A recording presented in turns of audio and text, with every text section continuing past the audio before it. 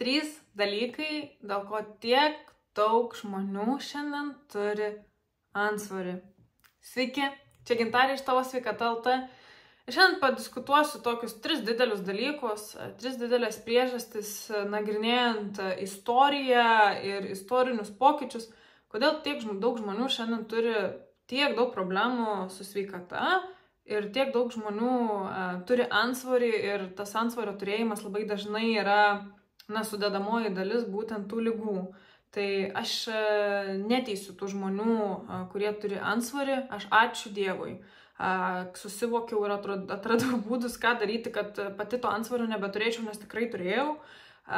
Ir padedu šiandien nemažai žmonių irgi tą svorį ir antsvorį mažinti, nes tai nėra lengva, ypač kas liečia ilgalaikį jo išlaikymą.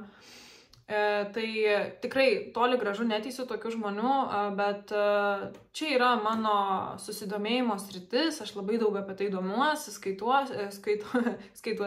skaitau, mokausi, praktikuoju ir žinoma labai daug yra ir istorinių įvairių faktų ir skirtumų, kas liečia, kas buvo anksčiau ir kas yra dabar. Tai 3 pagrindinės priežastis, kurios tikrai labai daug kur kartojasi ir mano galvoje irgi dėliojasi kaip logiški paaiškinimai, kodėl šiandien tiek daug žmonių yra nutukę. Pavyzdžiui, berods 30 metais nebuvo Amerikoje, aišku, kaip visada, Amerikoje daugiausiai yra duomenų, nes ten daugiausia žmonių, daugiausia mokslininkų, daugiausia visko, tai labai daug informacijos yra, kas liečia amerikiečius Europoje, o toli gražu Lietuvoje mes tikrai toli gražu neturim tiek daug tos informacijos, bet labai dažnai tiesiog atsikartoja, kas ten tas čia, kas ten tas čia. Tai, žodžiu, apie Ameriką, pavyzdžiui, tokie duomenys yra, kad iki 30 metais nebuvo nei vienos valstijos, kuri turėtų daugiau negu 20% nutukusių žmonių visuomenėje. Tuo tarpu šiandien nėra nei vienos valstijos, kur būtų mažiau negu 20% nutukimas. Tai faktas, per visą tą šimtmetį yra kažkas, kas lėmė, jog šitiek daug žmonių yra nutukę. Lygiai tą patį Lietuvoje mes matom ir lygiai tą patį kitose Europos šalyse matom. Lygiai tą patį matom, ko ne visam pasauliu. Tai kas čia dabar nutiko? Tai vienas iš dalykų yra ir jūs šitą patys, tuoj pat irgi suprasit, tai yra kiek kartų per dieną mes valgom. Netgi aš atsimenu, kad jau būdamom gal labai mažai, kai būdavau jau kaip paauglė, gal nebe, bet tai yra kiek kartų per dieną valgome. Tais jau 30 metais, ar ne, Amerikoje beveik kiekvienas žmogus valgydavo 3 kartus. 2015 metais, o šiandien jau yra 24 metai, ar ne, tai jau 2015 metais vidutinis valgymų per dieną skaičius 6 kartai. Tai 2 daugiau kartų mes tiesiog per dieną valgom. Ir jeigu pasižiūrėtumėte šiandien į save, tai jūs irgi valgo daug kartų. Labai mažai žmonių, su kuriais šneku, valgo tik 3 kartus. Ir taip, tas užkandžiavimas, kai praeinat pro virtuvę ar darbą ir pagrebėt sausainiuką, obuoliuką, ten riešučiuką ar dar kažką, čia irgi yra valgymas. Tai, kad jūs nepagalvojat, jog valgot ar neužfiksuot, tai nereiškia, kad jūs iš tikrųjų nevalgot. Ta pati kavytė su cukriukais, sirupiukais, kremiukais. Ohoho, kiti pasidaro tokias kavas, kur ten patiekalą gali už tiek kalorijų pavalgyti. Tai visi šitie dalykai yra irgi valgymas, tai ir yra viena iš priežasčių, kodėl šitiek daug yra nutukusių žmonių, tai yra valgymų kiekis.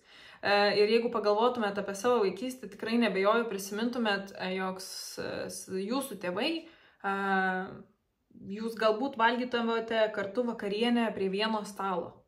Ir niekaip kitaip, niekaip neatskirai. Pusryčius gal valgydavote kartu.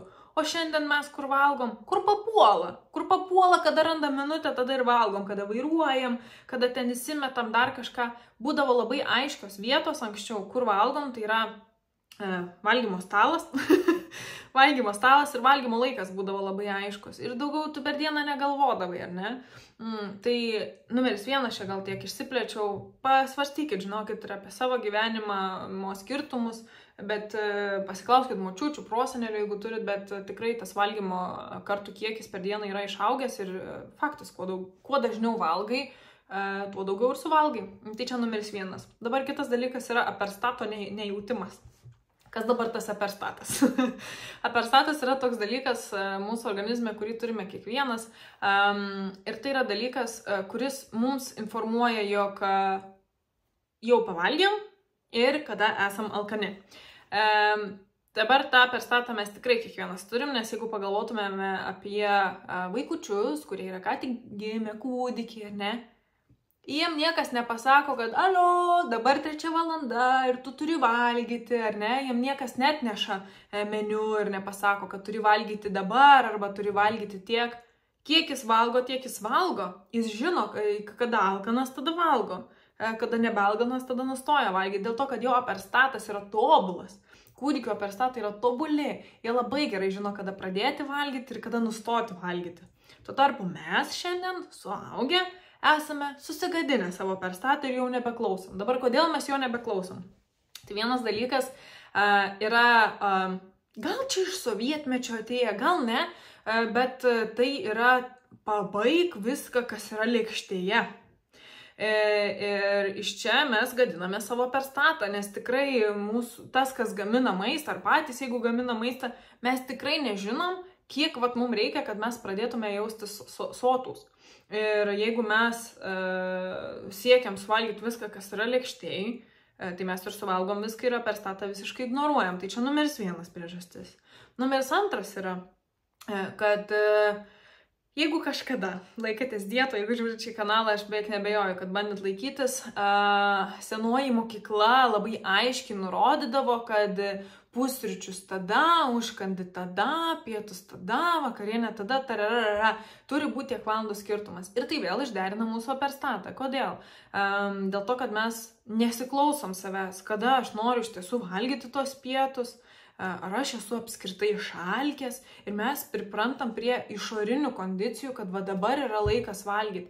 Ir lygiai tas pats šiandien yra apskritai su darbais, ar ne, yra nustatyta pietų pertrauka daugumoje darbų, kada turi valgyti pietus ir tu nenori valgyti, nes jeigu tu dabar nenori, tai tu vėliau gal negalėsi valgyti ir tada kentėsi. Ir tokie pasirinkimai, turi valgyti ir tiek, ar ne, bet tai čia yra vienas iš dalykų, kas gadina mūsų tą aperstatą.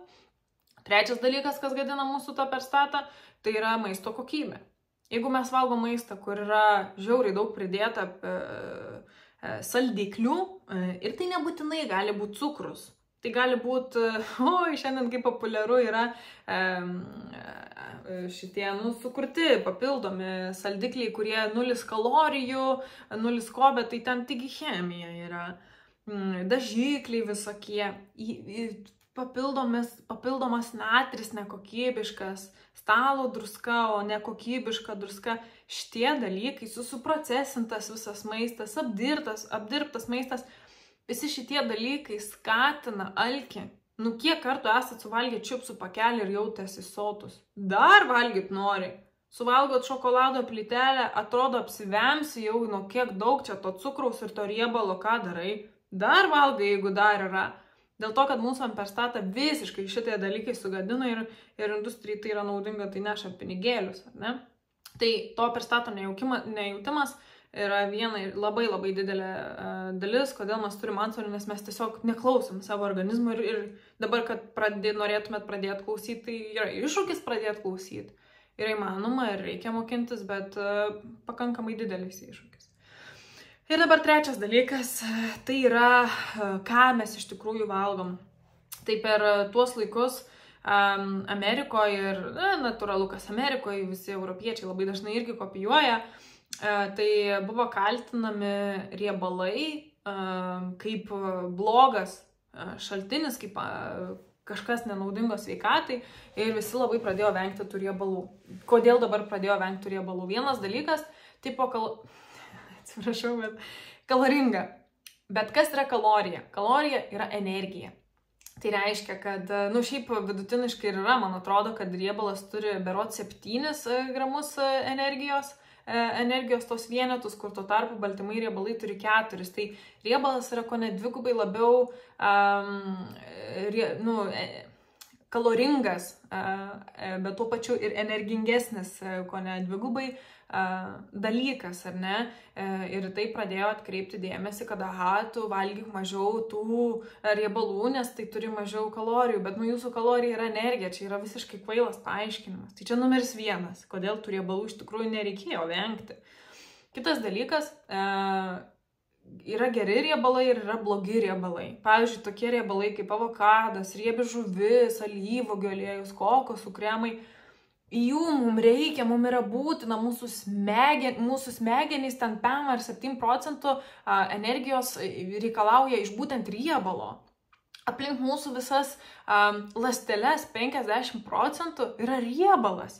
Mes patys, mums reikia funkcionuoti riebalą, jo nereikia vengti. Ir vien dėl to tai yra nelogiška.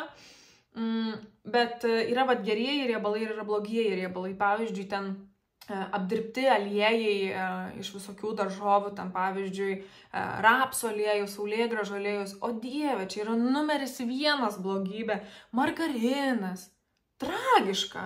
Dėl ko? Dėl to, kad išėmė riebalą, to, kurio mums iš tikrųjų reikia ir paliko kažkokią chemkę. Tai reikia atskirti, kas yra geras, kas yra blogas riebalas, ar ne, čia visų pirma. Ir, faktas tie, kurie riebalai yra blogi, jų vengti, bet šiaip gerųjų riebalų mums būtina yra vartoti. Ir kita blogybė dėl tų riebalų, kas atsitiko, kad labai daug įmonių pradėjo gaminti, faktas dėl to, kad mes pradėjome norėti tokių produktų, pradėjo labai daug gaminti tokių produktų, kurie yra su mažai riebalų. Grietinė liesa, varškė liesa, pienas liesas, nesviestas, o margarinas. Bet iš tiesų tai ten, kur riebalas turėtų būti, pavyzdžiui, yra karvės pienas, jisai riebus, jis ir turi būti riebus. O kai paima ir nuima tą riebalą, tai nėra, kad riebalinę paima ir panaikina. Kai nuima tą riebalą, jie prikiša ko? Cukrų, saldiklių, angliavandenių. Ir tada gavos taip, kad mes pradėjom vartoti mažiau riebalų, ir mes pradėjom vartoti daugiau angliavandenių.